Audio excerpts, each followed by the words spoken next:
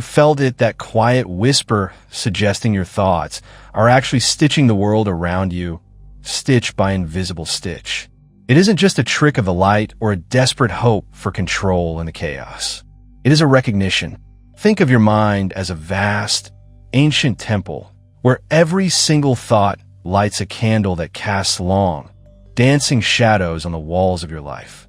If you stand quiet enough, you can almost catch the scent of old paper and beeswax rising from a single flickering taper in an empty stone chamber. When was the last time you noticed your breath change, right before something shifted in your reality? Together, we're going to walk through 5 revelations, 5 secrets that explain why you feel this connection. But the question remains, how does a thought so light it vanishes when you try to grasp it actually bend the heavy weight of the world? Beneath the chaotic noise of your typical Tuesday under the traffic, the emails, and the endless, looping chatter of your own mind, there's a thread humming. It is a low, persistent resonance that only you can feel, and usually only when you are completely still. You might have ignored it for years, dismissing it as a ringing in your ears, or just the background static of being alive, but I am here to tell you that it isn't static. It is the sound of connection. I want you to close your eyes for a moment and go with me to a specific place.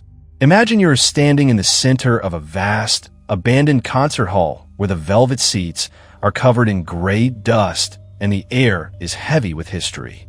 On the stage, far away from you, a single cellist sits in the shadows and draws a bow across the lowest, thickest string. At first, you don't hear the note with your ears, you feel it. A deep, heavy thrum travels through the wooden floorboards, climbing up through the soles of your shoes, vibrating in the hollows of your ankles, and settling deep in the cavity of your chest. It captures you. It holds you.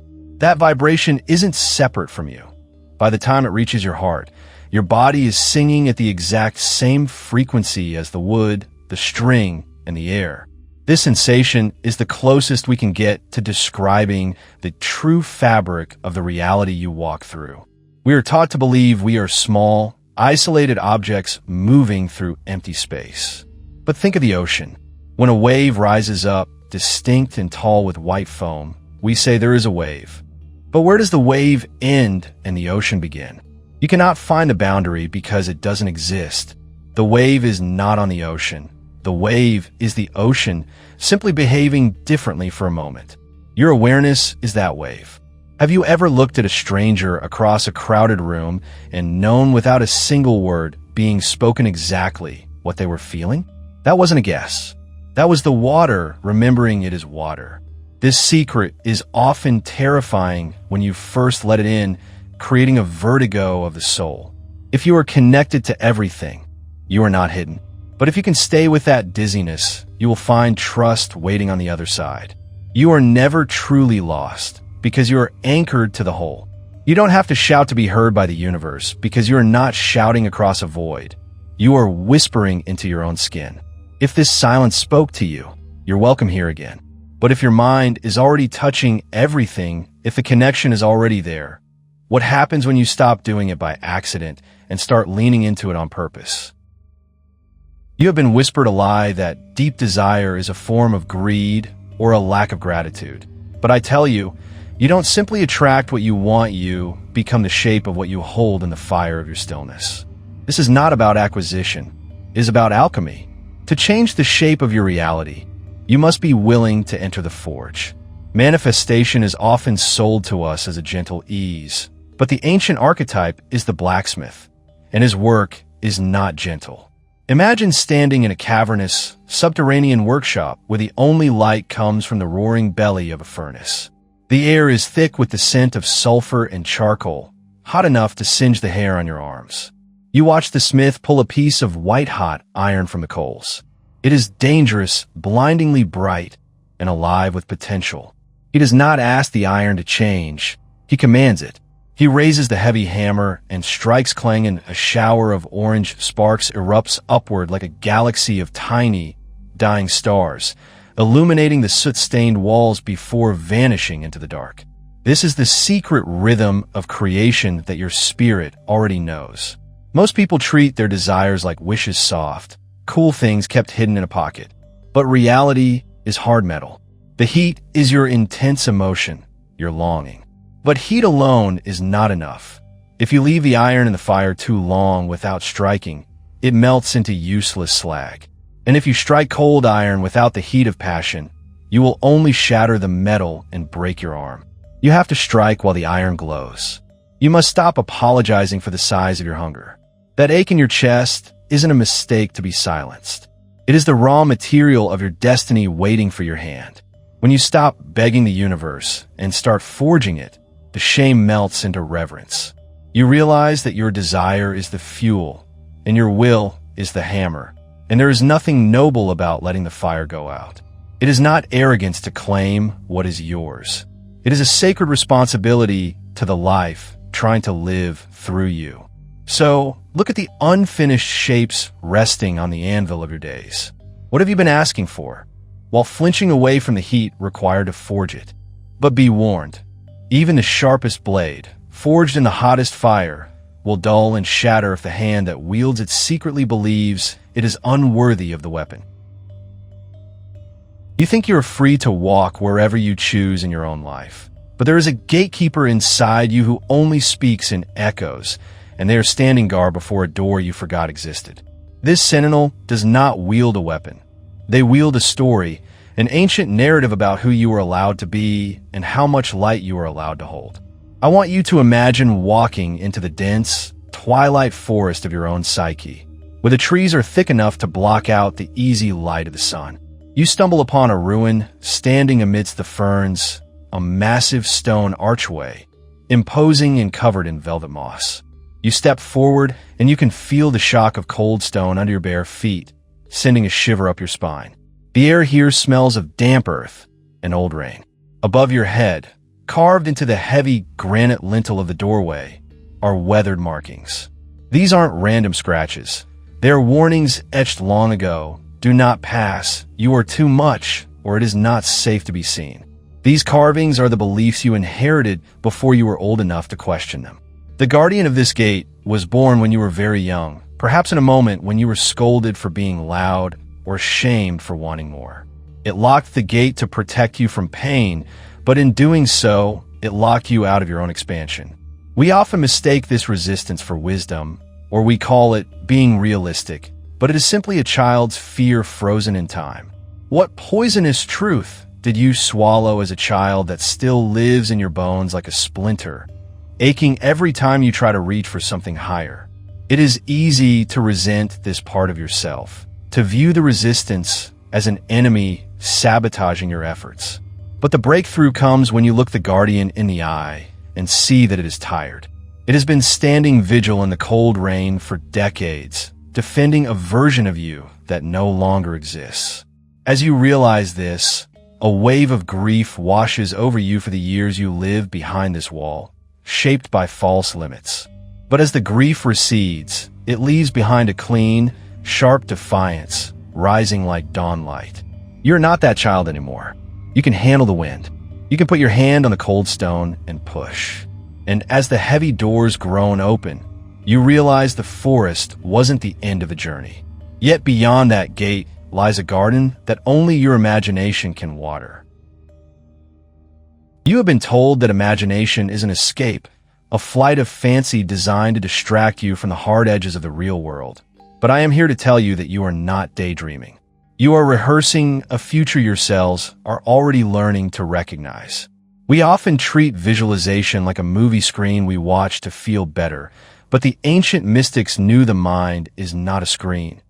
It is a garden. The darkness behind your closed eyes isn't an empty void. It is the fertile, dark soil of creation. Every vivid image you hold in that space, saturated with emotion, is a seed dropped into the earth of your subconscious. The soil does not argue with the seed. It does not ask if the seed deserves to grow. It simply accepts the instruction and begins the silent work of breaking it open. I want you to feel this physically. Close your eyes for a moment and stand in the center of the life you are calling in. Don't just see it, be it. Feel the warm sunlight dappling through the leaves of a tree above you, heating the skin of your face and shoulders. Breathe in the air, smelling the sharp, green scent of new growth and damp earth. Listen to the swell of birdsong rising over the wind, not as a distant recording, but as a living sound vibrating against your eardrums right now. It is real enough to make your pulse slow down. It is real enough to make your hands relax. When you do this properly, the rigidity of your adult skepticism begins to crack. The playfulness you lost years ago returns, but this time it has weight. You move from hoping this might happen to a strange, quiet click of déjà vu. You realize, I have been here before. The desperation vanishes, replaced by a terrifying, beautiful certainty. You surrender to the possibility without needing a single shred of external proof, because the proof is already living in your nervous system. You are no longer waiting for the fruit to grow. You're simply tending the garden until harvest. If your body could taste your dream right now, if it had a texture on your tongue, what would that flavor be? But be careful. A garden is a silent place, and silence can only take you so far. Even the ripest fruit falls and rots on the ground if no voice is brave enough to call its name into the wind.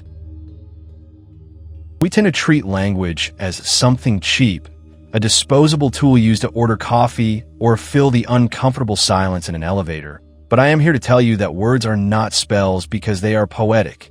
They are spells because for the first time in your life, you finally possess the courage to mean them. There is a profound difference between reciting a sentence and invoking a truth. When you speak a desire aloud without truly inhabiting it, it is like throwing a feather into a storm. It is blown away instantly. But when you speak from the center of your being, your voice becomes a massive iron bell ringing out in a high mountain pass. The sound does not just travel through the air, it reshapes the geometry of the canyon. The echo returns to you, altered, having touched the world and changed it. Your spoken truth is that bell. I want you to feel the weight of this physically. Imagine sitting alone in a dim room while a gray, steady rain begins to fall against the window pane outside. You take a breath, and you speak a single sentence of truth into the empty air, not a question, not a plea, but a declaration. As the sound leaves your lips, focus entirely on the vibration humming deep in the center of your chest, rattling your sternum, traveling up the throat, and resonating in the bones of your face. It is a physical event. You're not just thinking. You're using the instrument of your body to displace the atmosphere. The air in the room is different now because you have forced it to carry the frequency of your will. This act requires a terrifying vulnerability. The first time you claim your own worthiness aloud, your voice might shake. You might feel a hot flush of embarrassment, as if you were telling a lie. This is the friction of the old shell cracking. But if you persist, if you let the bell ring until the metal warms, a surge of power will rise through that crack. It is a quiet, steady joy, the feeling of the inside finally matching the outside. You are no longer hiding your intention in the basement of your mind. You have brought it up to the front porch and turned on the light. If you could quiet the noise of your doubt for just 10 seconds, what sentence would your future self, the one who has already walked this path, whisper back to you right now? Hold that sentence close, because when doubt returns, as it surely will, it won't find the same person it left behind. You came here seeking answers, looking for a map to navigate the confusion of your life. But I suspect you are leaving with a different kind of question. You are beginning to see that you were never trapped in a maze of someone else's making. You are both the labyrinth and the golden thread leading out of it. There is a strange, heavy peace in this realization. It is a solitude without loneliness, a quiet resolve wrapped in mystery. It feels like standing on a porch in the absolute hush of early morning fog, listening to the distant, silvery chime of a wind bell fading into the mist. The night is over.